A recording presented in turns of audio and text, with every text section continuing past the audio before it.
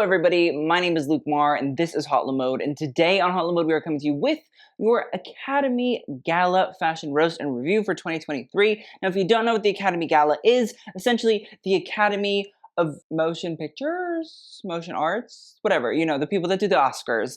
They have a gala every year now, and it's essentially to like celebrate the Academy. I think it's kind of like, hey, we want you to come to our stuff for the Academy, and people will then like, you know, care about the Academy besides just the Oscars. And so they get all the celebrities that pretty much are like, Oscar, me, I'd like to be considered. And they all show up and essentially they wear fashion and life is good for us that love to look at fashion. It's not always good, but we get to look at it, so it's more things to discuss. But without further ado, we have a lot to get through. This is a pretty long list. The Academy really said, oh, SAG strikes are over? Okay, let's hit it, girls. First up, we have Addison Ray. Now, she is wearing Roberto Cavalli. Now, this is from the most recent Roberto Cavalli collection, which is spring 2024, I think. And she did the damn thing. I haven't seen Addison in a hot minute, but the last time that we probably talked about Addison, she was in the midst of this like fashion renaissance where she was like, oh no, I'm gonna become a fashion girl. And she's still doing it. And this Cavalli dress is the moment. It's a beautiful black lace dress. I'm pretty positive that the whole collection was based on like birds of paradise and things like that.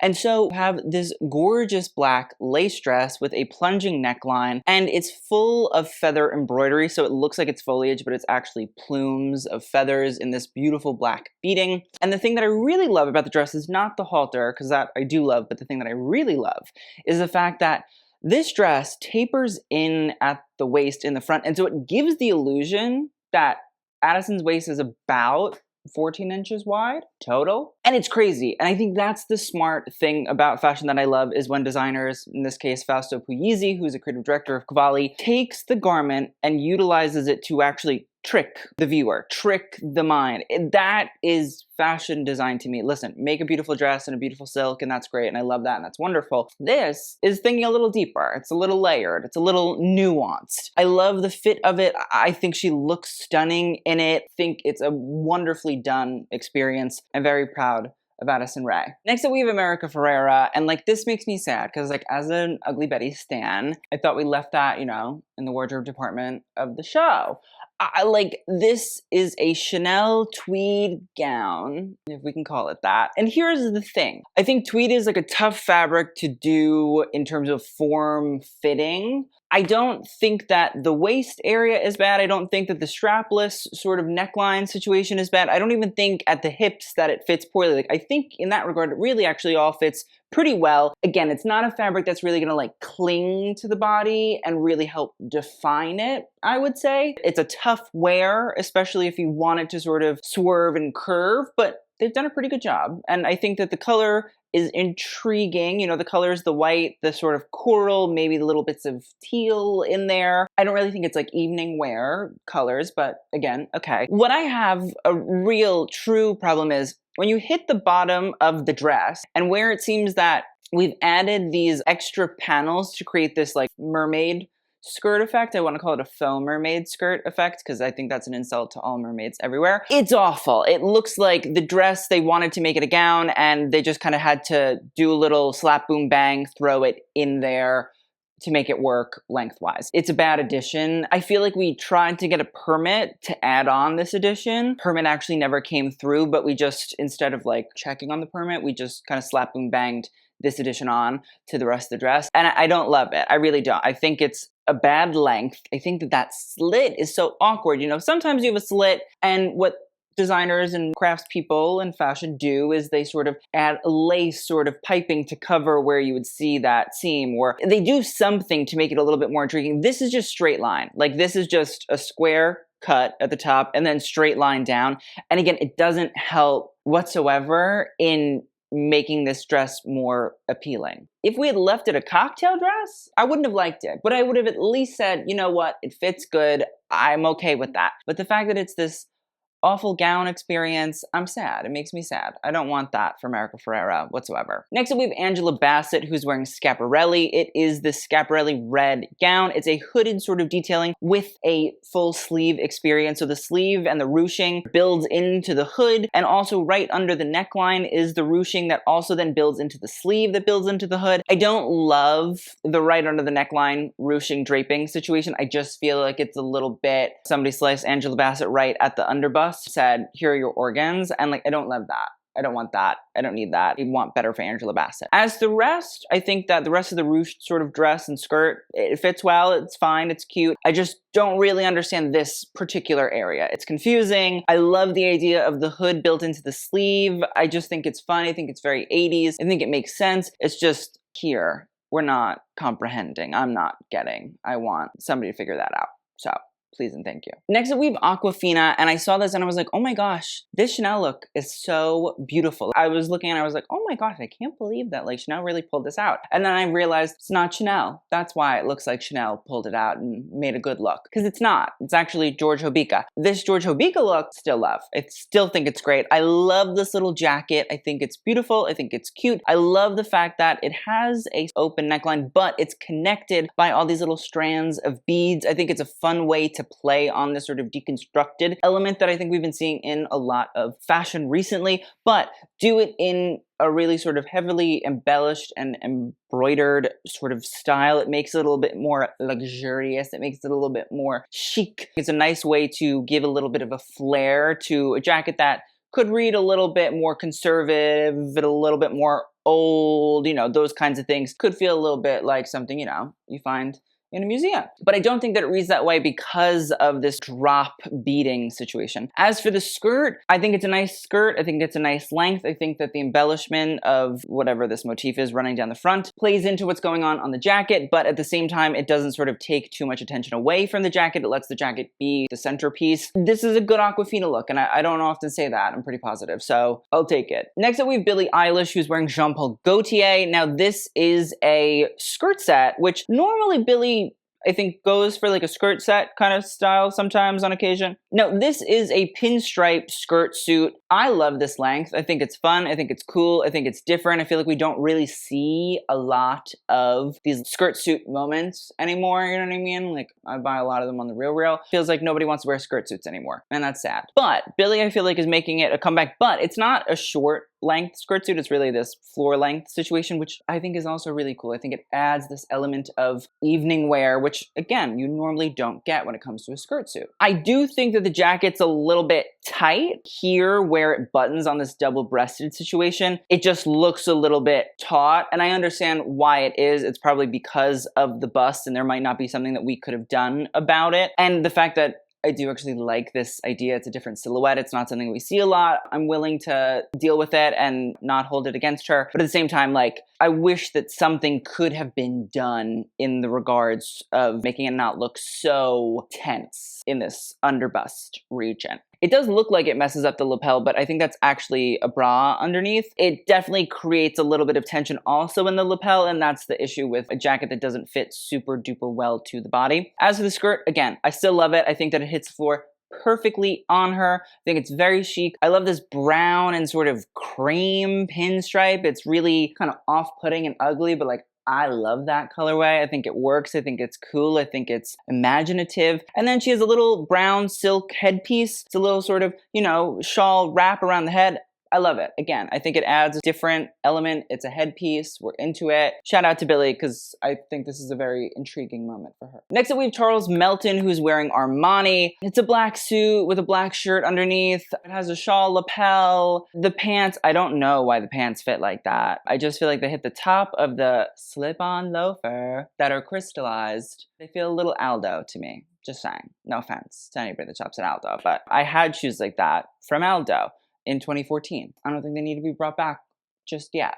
Or ever, but definitely not just yet. I think that the shoe doesn't help the pant fit. It's a little baggy, it's a little loose, and it just looks kind of awkward. It just doesn't really read super Armani to me. I feel like, listen, if there's one thing Armani does very well, they make sure everything fits impeccably. And listen, the blazer does fit really, really well. But everything else, like the shirt just being rumpled and not all sort of done up or not done away with entirely. It's this weird middle lane, and I don't think it works. I don't think it plays into the Armani sort of clean cut vibe. I'm not getting it. It feels very May, December, as in, I don't know what those two things have to do with each other. And yet, here they are. Next up, we have Claudia Saluki, who's wearing Erdem. Now, this is from the most recent Erdem collection, which was based on one of the Mitford sisters, who was the Lady of Chatsworth House. I think this was a fantastic Erdem collection because it took that beautiful, clean lines of Erdem with those gorgeous florals that everybody kind of knows and loves, burlapped it. You know, this feels very burlap sack fabric. I know that it's not actually burlap because that would be really itchy and uncomfortable, but it just has this sort of deconstructed, rigmarolled, kind of MacGyvered feeling. You know, you can see the fraying, you can see the seams, you can see that in a weird way between the bodice and the actual bottom of the skirt, there's a difference in fabric, and it creates this intriguing sort of almost flounce, but it's not actually a flounce, but it creates a tier. It's really cool. It's a really, really cool concept. It's a really cool design. I love the big straps. I think they're fun. I think they're different. I think they add a little bit more of a workwear sensibility, and I feel like Chatsworth House and like the whole Erdem reference was maybe rationing in fabrics and things along those lines, so maybe that's why you're getting these very, I would say, work-weary straps, but it's built into this really beautiful dress that also at the same time feels like it was kind of made out of curtains, which is fine by me. Listen, I love the gloves. I think they perfectly work in and they don't take away. I think this is a slay.com.co.uk. This is an intriguing dress. It's a beautiful silhouette, but it has dimension, it has depth, it has intrigue. It's a textile that is not really often that used, but at the same time, the O'Connell gang, as of right now, is killing it. Next up, we have Coleman Domingo, who is wearing Louis Vuitton. We can tell that it's Louis Vuitton because there is a monogram across the entirety of this suit. It's a shawl collar, black suit. I do actually love the fit of the pant. It has a little bit of a flare to it, which I think is cute. I think it's nice. I think it's fun. I think it's kind of different for most menswear. Like normally if men do a flare, it's really like dramatic. It's not always kind of subtle like this. As for the suit jacket, it's okay. It's fine. I don't hate it. I don't love it. I understand using the LV monogram now as a more motify motif, and that seems to be something that Ferrera is doing actually a lot more. We saw it just recently in the pre-fall collection that he released, the second collection. He did this white suit and it had the LV not as like a monogram, but rather the LV as trellis motif that looked almost like the monogram, or the way that the monogram sort of works. I'm intrigued to see the LV as well as the flowers from the monogram sort of make their way. It's a little bit more subtle. It's not in your face monogram, which is the Louis Vuitton kind of ethos in a modern era, to be completely honest. It's not really a quiet luxury brand in any way. So I like the fact that we're doing a little bit more of a quiet luxury take on the monogram for those that don't want to scream Louis Vuitton at everybody that sets eyes on them. Next up, we have Denai Guerrero, who's wearing Ellie Saab. Well, I kind of like this. Denai Guerrero, I think, has her hits and then she has her misses. I do think that this neckline is really sweet. I think the color works really, really well. And I do love the fact that you have this silver and gold embellishment that pipes the neckline too. I think it's cool. I think the plunge makes sense. It seems like it probably fits well at the waist. The slit, I'm not obsessed with. I'm not. I'm also wondering why one side of the skirt looks really long and the other one looks short. Maybe it's just my vantage point. Maybe there's fabric underneath, but I can't see it, and so it looks kind of strange in that regard. I'm not really fully understanding that. And then the big sort of flounces that are sitting almost stole-like, they're there. I don't really get them. I don't really know why they're there, because also like the fabric is different. It's a darker and it's more silky. You can really see the sheen to it. I don't really understand how it plays into the rest of the gown. I'm not really getting it. Again, I don't love just this really harsh, obvious slit. There's no sort of movement. There's no sort of trying to hide the fact that we just cut. So in reality, I would like to like it. I think there are elements of it that I really do like. There's also a decent chunk of elements that I doubt. Next up, we have Deepika Padukone, and she is wearing Louis Vuitton. It's a blue velvet fitted gown. It's okay. Again, listen, the fit is great. I really like that LV has taken their fit much more serious. And also I feel like their red carpet pieces are starting to be much more wide ranged. It doesn't always feel crazy avant-garde. I think there's a lot more simple pieces coming through, which is cool. I think the blue works really, really well. The blue velvet is also very deeply luxurious. I'm just not completely sold on the one strap. That might be a personal thing. I can notice that. I do think that with two straps, it would have looked better. I do think that even if the strap had some sort of different detailing to it and it wasn't just a strap that went up, maybe it was a little bit off the shoulder, something about it just feels a little odd. It feels like we're really missing the other strap. It doesn't feel like a total design choice to me. It feels more like we ran out of fabric for the other strap. As for the fit of the gown, I like the mermaid style. I think she's wearing it well in that regard, but there's not really too much to the dress to get into, except how much I hate that strap. Next up, we have Dua Lipa, who is wearing Chanel. I don't really know if she's a Chanel woman, if she's like a brand ambassador or not. Maybe she is. I'm unsure. I apologize for not knowing that. But it seems to be that she's wearing a black lace catsuit that's sheer, which I like. I think it's cool. You know, Chanel lace, it's a historical house code. I understand. And then she's wearing a sheer black dress over top, and that's where you get this double sheer black effect. There is a little bit of a flounce that comes on her left hip and then moves its way down, and then you get a little bit of a gathering right around the kneecap area, and it creates a little bit of texture down there in the dress as well. So it's all about sort of texturization. It's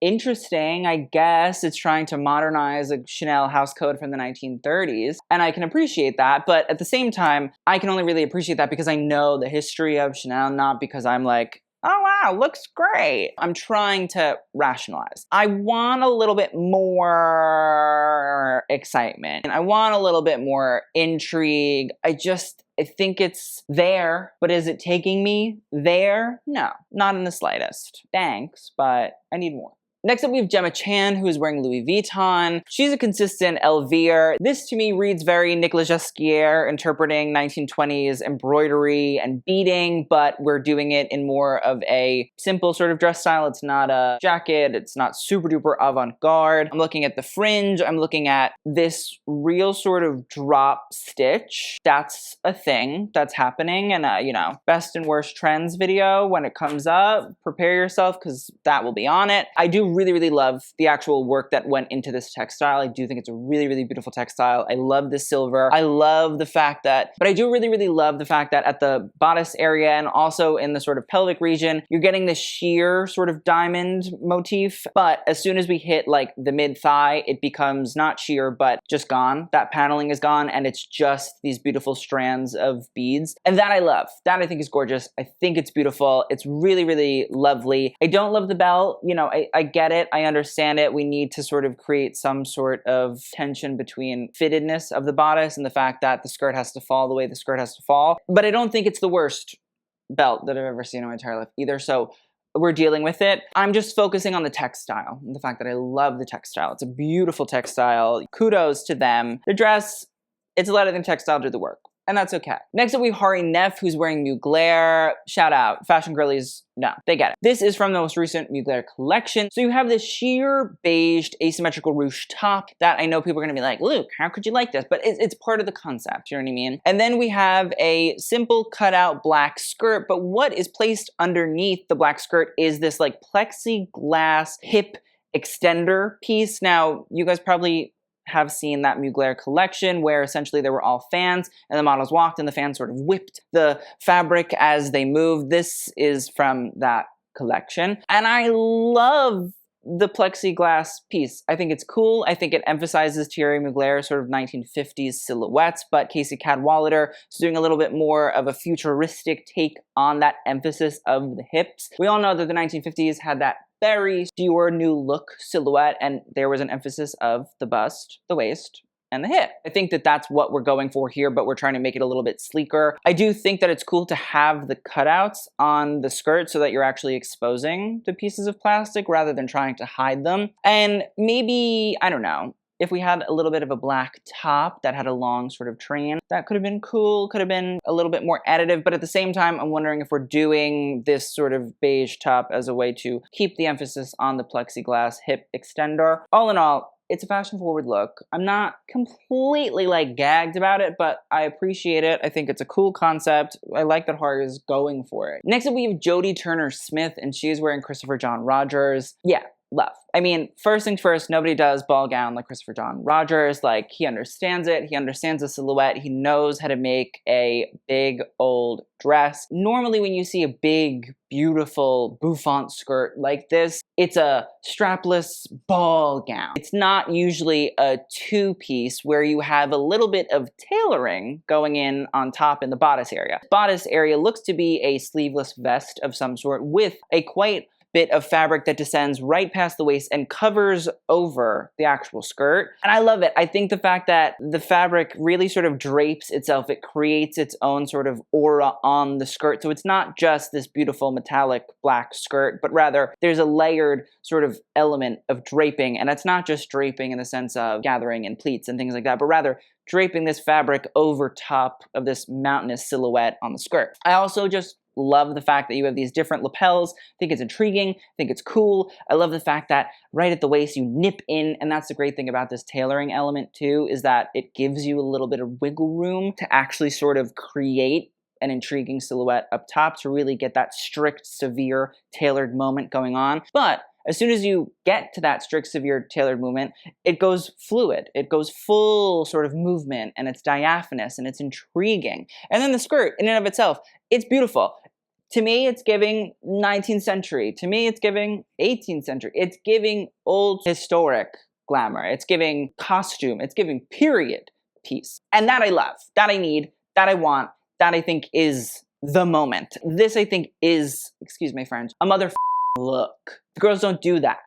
They don't. They're afraid of that. The thing is, Jodie Turner-Smith is not afraid of that. She's a fashion girl, without a doubt. Christopher John Rogers understands the silhouette and knows how to make that shit look nice. And he's also not the creative director of a gigantic fashion house. So let's also emphasize that element. It's a look. Like, this is a cool ass look. It's a great take on a ball gown, but it completely changes the notion of what a ball gown can be. I love this man. And I know people are gonna be like, it's a Galliano wraparound. Sure, maybe it is. Absolutely, 100%. But Christopher John Rogers is never like, oh no, I don't reference Galliano. I'm not inspired by his work. He always is very much so forthcoming about that. And also, on top of that, I want Galliano back. I miss the haute couture runways. Well, now we're getting it. So, stop. Thank you. Next up, we have Keke Gerber, who is wearing Celine. This is a strapless ball gown. It has a bouffant skirt, kind of exactly what I was talking about just earlier. Now, it's in a black silk and has some sort of, I'm going to say silver polka dots. They look white maybe, but I think they're silver. I like this silhouette from Celine. I don't really think that it's a super Eddie Slimane style whatsoever. Like, normally you go through an Eddie collection, whether it was at Saint Laurent, whether it's at Celine, it's not really something that you see like these kind of gowns in. And I kind of like the fact that we're seeing a little bit of a wider range in that regard. Is it really simple? Is it really kind of easy? Yeah, sure, absolutely. But also, like, that's usually pretty Eddie too, so I'm not going to be like super upset and annoyed. Celine as a brand, it's usually pretty simple, very sort of, they say, the diet Chanel in that regard. So again, there's not some history that differs and says, oh, this is so un-Celine. I like it. It's a drop waist skirt. The gathering is there. It hits the floor pretty beautifully. It fits her really, really well. Keke, I think, is very much so a Celine woman, and at the same time, very much so fits the body aesthetic of Celine. I like it. It's okay. I think it's fine. But is it super memorable? No. Next up, we have another strapless big ball gown with a bouffant skirt, but this one, Keke Palmer is wearing the shit out of. And it's a Monique Lhuillier. Now, normally I'd kind of look at something like this and be disturbed because I think, ooh, it's 2006 again. Trauma. Flashbacks. It's bad. I actually kind of love this dress. Now listen, the bodice with wrap style, I'm not obsessed with. I don't love it that much, but it definitely allows you to get a sense of what the color is, which is this really deep navy blue. But when we reach the sort of hip area, it flows out into this big, beautiful bouffant skirt. And the thing that I love about it is the textile. That's, I think, very cool. And I think it's something that it keeps kind of coming up here, is utilizing actual textiles to create beautiful garments. Shocking. That's kind of fashion. That's kind of how it works. I love the fact that this skirt has what looks like just wrinkles thrown all over it. If you actually look, These wrinkles are purposefully done. They are purposefully heated and wrinkled in this way. So like when you use the iron, you're permanently wrinkling this so that it creates this effect on the fabric. And it actually looks like, from afar, fabric flowers. If you look up close, you can see a little bit more of this rose motif running throughout it. I love it. I don't want to say that Miuccia Prada is the first one to ever do it just because I don't know that that's necessarily true, but I do know that in recent history, Miuccia Prada is the fashion designer that made wrinkled fabric very chic in a luxury fashion context. She's done it most recently on the runway, but she also did it back in the early 2000s. I think this Monique Lhuillier style is very cool. It's very chic. I like the fact that it takes on a floral motif in this quintessential, kind of stereotypical gown silhouette, but it does it in a completely different way that I would never think Monique Lhuillier would ever do. And so that shows my bias against Monique Lhuillier, and I apologize. But I think it's a really cool dress. I think it fits Keke fantastically. I think she's wearing the shit out of it. And I think that it's a great example of you can look beautiful, you can look stunning, you look gorgeous. I mean, look at her. But you also can show that there's a whole lot of intelligence and knowledge going on in your clothing choices via the fact that you're being a little bit more picky about what you're gonna wear. Shout out to Keke, because this is a moment. Next up, we have Kendall Jenner wearing Fendi, and we keep seeing these dresses from the Haute Couture collection. With Kendall in particular, we'll put her in the same vein as Kaya, like they're both models that are in the celebrity Hollywood crowd. I don't know how this dress fits this poorly. I understand that this is, I'm pretty positive it's a knit, so that will lead to a little bit of wrinkling here and there, but the fact that this sort of bandage belt sits the way that it does, and I'm gonna be honest, like it's crushing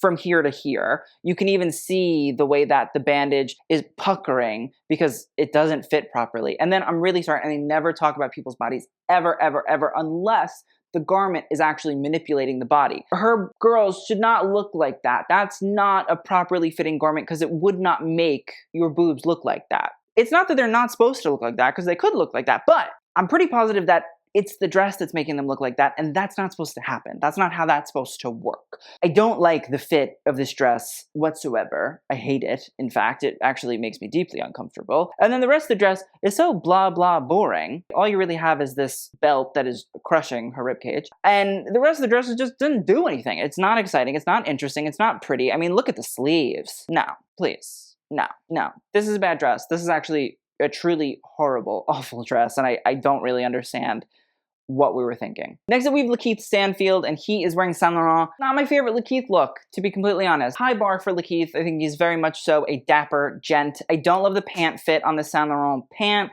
I don't love the shirt. It's not that I think the shirt is bad, but I don't think it's good either. The pant I'm particularly annoyed about. It just like, it looks strange. It looks like it was a last minute choice. I love the boot. I love the little boot. Very chic, very elegant. Menswear, patent leather, black boot. But the outfit is a fit that should have been thrown out. You know what I mean? It's not, I know, we're okay. Listen, I will give Lakeith room, because when you carry often, sometimes you need a little break, and I understand that. But next up we have Laura Harrier, and she is wearing Alaya. This is from, I believe, the spring 2024 collection. I don't know. I'm not obsessed with the dress. Gotta be completely honest with you. Listen, I like the idea of the bodysuit outline in terms of a slip dress. I think that's cool. I think it's interesting. I think it's different. I think it makes very much so sense in terms of Alaya. But I thought maybe I just hadn't washed my laptop screen, which is probably true. But at the same time, there's a stain on the front of that dress. I'm not making that up. That's a stain. So stuff happens in transport, I'm sure, you know what I mean? I'm not there. I don't know. But at the same time, like, I see the stain. You see the stain. We all see the stain. So that sucks. I feel like that just kind of, it doesn't help. You know what I mean? It's like if something doesn't fit, it's noticeable. We got to talk about it. I do love the stripes of the actual dress. I will say, in terms of the motif of the dress, that's not the stain spot. I like the fact that I'm pretty positive the slip dress over top is actually striped in a horizontal way, but the bodysuit, I'm pretty positive, is striped in a vertical manner. So if you look at the bodysuit, you can actually see there is almost like a grid motif that runs along it, but as soon as it gets out of the bodysuit section, it goes straight to stripes. That, I think, again, is a cool idea of building a motif as a piece of interest, as something that you're like, whoa, I wouldn't have even thought of that. So that, I love. Peter Moulier, Alaya, I think it's cool. I think it's smart. I think it's, again, quiet luxury. But whoever let her go out with a spot. Next up, we have Leonardo DiCaprio. He's wearing Gucci. It's whatever. I don't know. Leo's pretty boring, to be honest. And I get why he's boring. I get that it's like menswear and, you know, it's a big part of the brand. And I do actually really like the suit jacket. I think it's nice looking. I love the lapel. I like the fit of the actual body of the jacket. The pants I'm not as obsessed with, to be honest. I just like don't like the way that they pool. So that I'm not loving. And again, I just think it's something that if it's going to be that simple, it just got to fit. And I think Leo, I don't know if it's on Gucci, I don't know if it's on Leo, but in terms of Leo, you wear a black suit every single day. The pants could have fit better. You know, I know that you know, it could have fit better. Next up, we have Lily Gladstone, who is wearing Marni. I love this. I love this silhouette on her. I think it's beautiful. I love this color on her, this beautiful, bright mandarin orangey. I love the plunge of the neckline, and I like this little tunic moment, because that's what I would consider this. I was thinking maybe it's like a peplum, but I think it's more of a tunic because of the length and the fact that there is a skirt underneath it. Now, I know people are going to look at it and be like, ew, I don't like that. Like, why is it not a full skirt underneath the tunic? But I'm pretty positive that's on purpose. I'm pretty positive that Francesco Rizzo, who does Marni, is trying to build a little bit of a intrigue in terms of silhouette, make it a little bit avant-garde, a little bit of kooky, which is very on brand for Marni. I like this idea of the garment having a bit of dimension and it's not fully rounded out. I think that that's on purpose. Overall, I really like the dress. I think it's cool. I think it's fun. I think it's a great way to, you know, dress a body that is not model thin. I think she looks gorge. Next up, we have Lupita Nyong'o. I kind of like this Chanel look on Lupita. Listen, again, just Chanel history-wise, it's on brand. It makes sense. It has provenance. The halter style, 30s. The lace, Chanel from the 20s and the 30s. The floral motif, I don't know if that's an exact floral motif copied from the 20s or the 30s, but again, you know, it's a floral lace of some sort. So again, you're building into that history. The silhouette, I understand people might not like. And I also understand people are going to say, Luke, how could you like that? You just shit on every single slit that we've seen so far in the front of every dress during this video. But again, we're looking at what I think is kind of like a tunic style, and the way that it falls to the side kind of gives like Jean Lanvin, robe de style kind of vibe, kind of silhouette, which I think is smart. And like, I'm gonna be honest, I might be the only person that likes when Virginie Viard references like 20s and 30s dresses, but I like it. I think it's cool. I think it's very much so smart, and I think it's necessary. And we all know that I'll say how I feel about Chanel, depending on how I feel about Chanel. But also, when it looks good, and I think it looks good, I'll say it looks good. I also love the color here. I like this sort of almost acidic yellow, but it's light. It's not super potent. It's not highlighter, but it's still there. It's still citric. It's still that little bit of tantalizing. I love the white. I like the fact that it sits over top. I think it gives a nice sort of aura. And then Lupita with the headpiece. I love this little floral headband situation. It's very cool. It's very fun. And again, like headpieces, bring back headpieces. They are great. They are not a problem. Like, they do not hurt you unless it's a bad headpiece. But even if it's a bad headpiece, it could become iconic. The princesses. You will never forget those headpieces as long as you live. This Lupita moment, I love it. It's a breath of fresh air. It's very much so giving like baby's breath, but braided into a little headband. And like, I love it. I think she looks great. I think she looks wonderful. I think that she's captured Chanel and at the same time given it her own little twist. Once a fashion girl, always a fashion girl. Next up, we have Michaela J. Rodriguez, who is wearing Versace. Now, this is a very sort of Versace multi-fabric situation. I don't love it. Just off the bat, it's most definitely like a personal bias, and I'm not going to lie to you and say that it's not. The purple, I think, is really beautiful. I think it's nice. I think it's fun. I think it works. The halter style with the Medusa, you know, usually I can deal with those. Here, I think it's okay. The band that wraps right under the bust line, again, I don't love it. I understand the need for it, but I don't love it. The embellishment, the sheer mesh is not sheer meshing. And the purple draped fabric, again, I don't love it. I feel like an Oroton would have been perfect on her. I think that she would body that.com. I don't love the dress. I can't, you know, there's nothing I can say about it. It just feels very whip a bunch of things together. And that is very, you know, sometimes Versace, and that's fine, but I don't like the look of it, I'm sorry, and I want to. Next up, we have Michelle Williams, who is wearing Louis Vuitton. It's a sparkly fringe dress. I don't hate it. I don't love it. I think it feels very 30s to me in terms of silhouette. Fringe sitting over the shoulder, almost like a cape. I do like the fact that the metal pieces sort of descend down at the bottom of the skirt as well and are placed. It gives some sort of consistency between the two. And yet at the same time, because you don't have them sitting, at the waist, on the hips, it doesn't sort of cloud up that area. It allows it to really sort of be a little bit focused. I don't hate it. I don't love it. It's there and it doesn't anger me. So we're okay. Next up, we have Natalie Portman, who is wearing Dior. Not my favorite Nat Port Dior look. It's very Maria Grazia in terms of there's a lot of lace. There's, of course, a belt. It's a string belt, so that's better. I still don't really know why a string belt needs to sit on this dress, but okay. And then it's a gathered skirt. There's some sort of foliage motif running through it where there is a big, maybe it's a godet, maybe it's not, with pleating inside of it. I don't really understand it. And it's a lot of sheer and it's a lot of motif. I'm not getting it. I understand wood, nymph, fairy thing, and I have a respect for Maria Grazia's work when I think it makes sense. But at the same time, here it's just forgettable. And also not even forgettable in a good way. Forgettable in I want to forget it. Next up, we have Sandra Oh wearing Louis Vuitton. It's another halter style, and it seems to be a mixture of a matte and a silky finish playing on each other. I don't like it. I just think that the neckline is weird. I think that the fact that the two cup sizes are different is also strange. And you're already doing a lot by taking very geometric strips of fabric and placing them together. So I don't think we need a crazy different bra detail to hammer home its wacky concept. The matte, it's fine. The silky, it's fine. It's really not my favorite dress. I don't like the seam that runs down the front of it. I don't like the way that it hits the floor. I don't like the fact that one side is also asymmetrical. I can appreciate a concept, without a doubt.